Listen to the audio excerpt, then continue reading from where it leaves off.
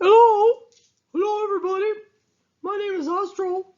Today I will be talking about the Nixon years. Well, actually, not really the Nixon years, but more about Ford and Carter, and tell you what happens after Nixon. Wait, stop.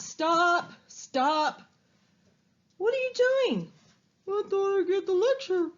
No, you don't. Your job is to sit in the window and look cute for all the kids.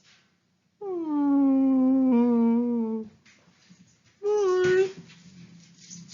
Man, everybody's always trying to take your job. I'm just kidding. Hey guys, what's up? Oh, here's Tech again. Hi Tech.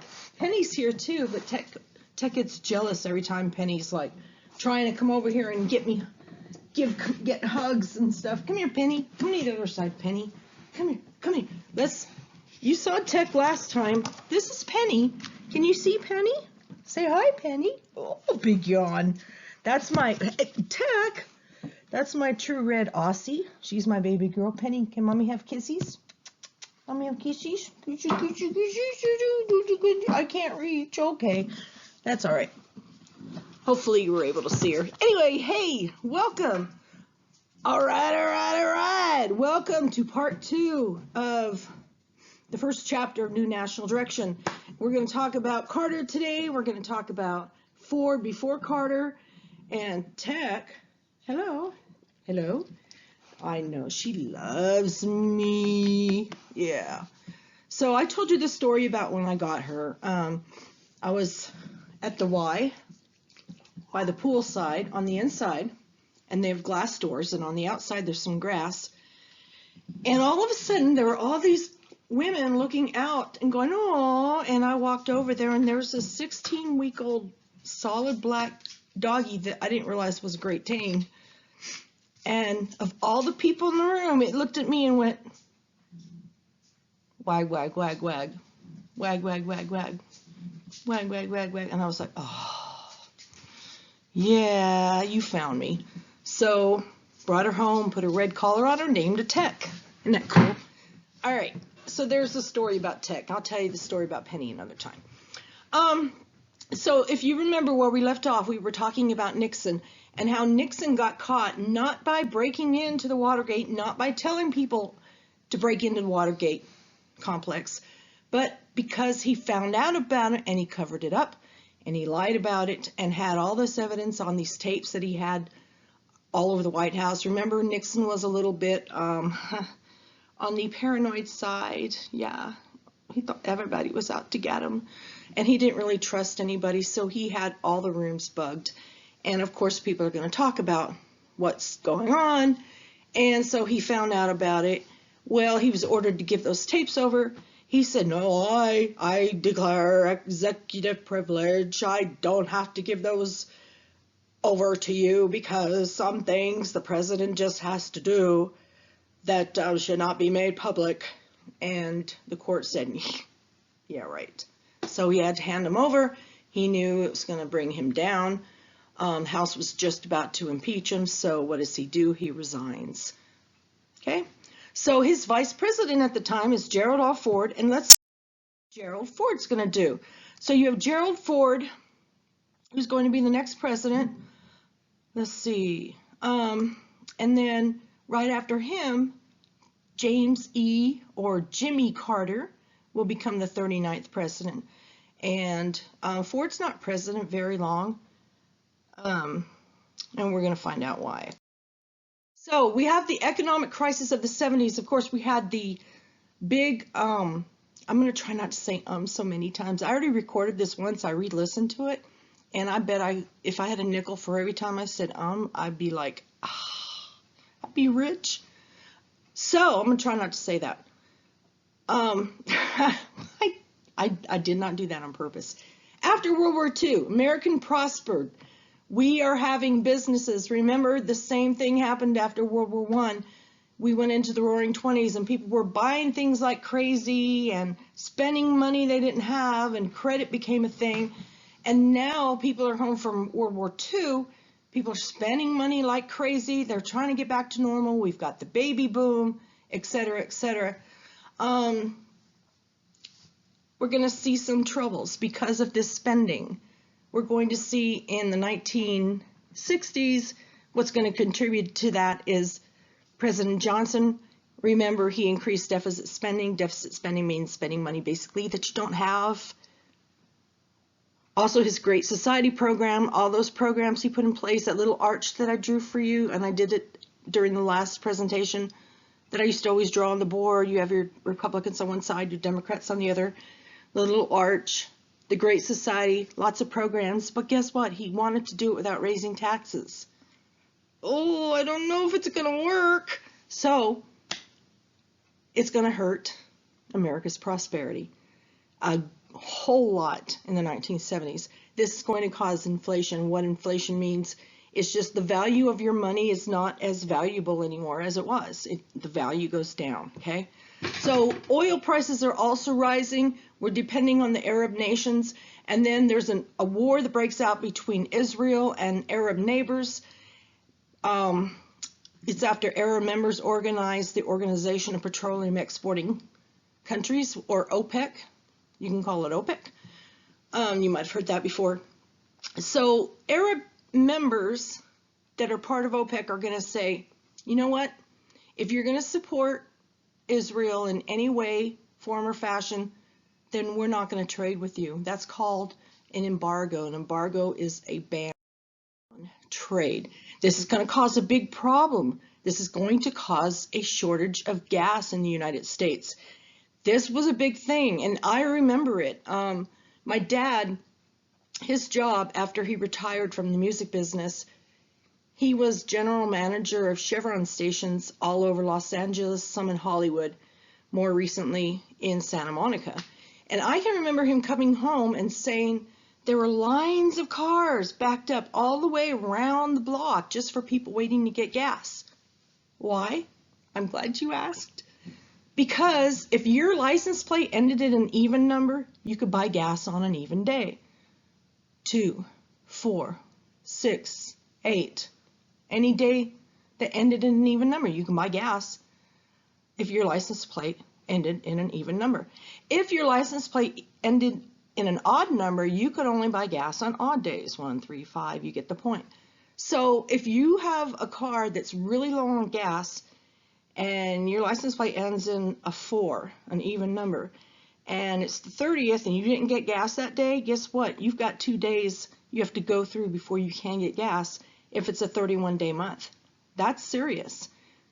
Plus, they did limit the amount of gas one person could get, stretched the supply. So because of this, because of inflation, of course, people aren't spending as much money. We're going to see a lot of manufacturing go down. A lot of factories are going to, people are going to lose their jobs. It's just how it works, right? You don't spend money, you're going to lose your job. I mean, you don't spend money, people are going to lose their jobs. So Ford's going to launch a plan, what he called WIN, whip inflation now, but it didn't really help very much at all. His foreign policy, he wanted to meet with the leaders of NATO and Warsaw Pact. He's going to sign these Helsinki Accords that the parties involved recognize the post-World War II borders of Eastern Europe. So communists, remember the reason why we were in Vietnam was to, yes, somebody said it. I heard it contained communism. I heard it. Just kidding. You think I heard it. I know somebody said it. I know. Because you guys are smart. So communists are now going to seize power in Cambodia. Yeah, we threw a few bombs their way too, and that was a big mess. So, now Cambodia is communist. During the presidential election of '76, Ford is going to run against somebody that not very many people heard. He was a Georgia governor by the name of Jimmy Carter who had really no experience in Washington because he wasn't like a senator or a House of Representatives rep. But he ran on the promise restoring honesty to the federal government. And people needed to hear that because of all what they just went through with the whole Nixon thing. Because remember, Ford, one of the first things he did in office, or at least before he got out of office, he pardoned Richard Nixon. So Richard Nixon never had to serve any time for what he did. So Carter tried to use the domestic policies. He's going to win just a little bit, by a little bit, but he is going to win. He's going to try to use some domestic policies. He's going to try to fix the economy. Carter was a Democrat, okay? He's going to reduce unemployment by increasing government spending. Remember the little arch I draw all the time? Democrats tend to increase the size of the federal government, where Republicans try to shrink it, right? Right? Okay. They're trying to give more power to the states rather than have the federal government take care of it. So he's going to try to reduce unemployment, increase government spending. He's going to try to cut taxes, which is not that common for a Democrat president to try to do. He's also going to try to ease inflation by reducing the money supplies, but he's going to raise interest rates. So that thing is kind of big, but all of these work very well. He believed that most serious things happened. The U.S. was faced, it was dependence on foreign oil. That was a biggie that he believed. He asked Americans to use less gas, less energy when they can. He tried to come up with a national energy program to conserve oil and produce the use of coal. He also agreed to support deregulation, the act or process of removing restrictions or regulations. Again, not a very common Democrat president thing to do. That's usually the kind of thing that Republican presidents want to do. Basically, he wants to have the federal government not give the oil industry so many rules to follow. He's going to try to decrease dependence on imported oil at the same time. He wants people to start buying oil in the United States. If you want to read his foreign policy quote, you can come back to this. Triumph and failure in the Middle East. Now we're going to see what's going to happen. There's going to be something that's going to happen. So Carter helped Israel, right? Remember the OPEC, remember the Arab nations that said, hey, if you're going to support Israel in any way, then we're not going to trade with you anymore. He established, there was a treaty that was signed in '79 that said the two nations were going to have peace, Israel and Egypt, okay? They had been very bitter enemies for many, many years. The United States had a good relationship with Iran because they were a major oil supplier. But Carter's now going to face a crisis. The Shah of Iran, the leader, he's not very popular. He has a lot of repressive rules. He's like very dictator-like. And he also has a lot of westernizing reforms. So the Islamic clergy is going to force him to leave, and an Islamic Republic is going to be declared. So the government is going to change in Iran. So their new leader is called the Ayatollah. And if you know anybody that was around in the 70s, ask them, or 70s or 80s, ask them about the song. There's a song.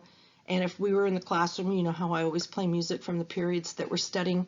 There's a song I was going to play for you guys called My Sharona. Boom, boom, butter, boom, boom, boom, boom, boom, boom. My Sharona. You might have heard it before. It's by a group called The Knack. K-N-A-C-K. If you want to Google it, you can. So there was a song that came out on the radio that was kind of a parody to that. No, it wasn't Mr. Betts. But it was a song called Ayatollah. Boom, boom, boom, boom, boom, boom, boom, boom. Yeah, you get the point. So the Ayatollah and his regime did not trust the United States. They did not like Carter one bit. They couldn't stand the man. So in 1979, they're going to storm the American embassy in Tehran, the capital of Iran. They're going to take 52 American hostages, and they're going to hold these hostages for 444 days. Carter's going to try like heck to but no go. Again, they didn't like Carter. So guess what? Carter could not free the Americans. Hostages did not get released. 1980, he did not win the election because of that, partly because of that. The day Carter left office, Iran released those Americans. Yeah. So we're going to talk about this is like almost 15 minutes long now. So I thought I could do this whole PowerPoint in 2, but it's probably going to be 3, and that's okay. So that's it for today. I'm going to go on and talk about some of the civil rights, the new approaches to civil rights that we're going to talk about, because I've got some stuff I want to talk about that too. If you got any questions or comments or anything to say, feel free to put something in the comments, or friendship people, my friendship people, if you want to send me an email and talk about it, or send me something on Schoology, I'll talk about that too. I really miss you guys. Supposed to have another freeze warning. By the way, I'm recording this. Today is Tuesday, the 14th of April. It snowed this morning. There go my dogs. Guess my husband's. Let's listen to my dogs. There they go. They're going crazy. All right, guys. I'm going to sign off now. Feel free to go back and look at this PowerPoint in PowerPoint form if you want to. It's also on Schoology. That way you can go to the links and click on the links and watch the resignation speech by Nixon. And please go back and watch Mr. Betts. It's the very first clip on the very first slide of this PowerPoint presentation. You know what I also did? I also put the link to that song in Schoology. So if you don't want to go through the whole PowerPoint, you can just click on Mr. Betts' song. What can I say? We got to have our bets, right? Got to have our bets. Guys, I miss you. I love you.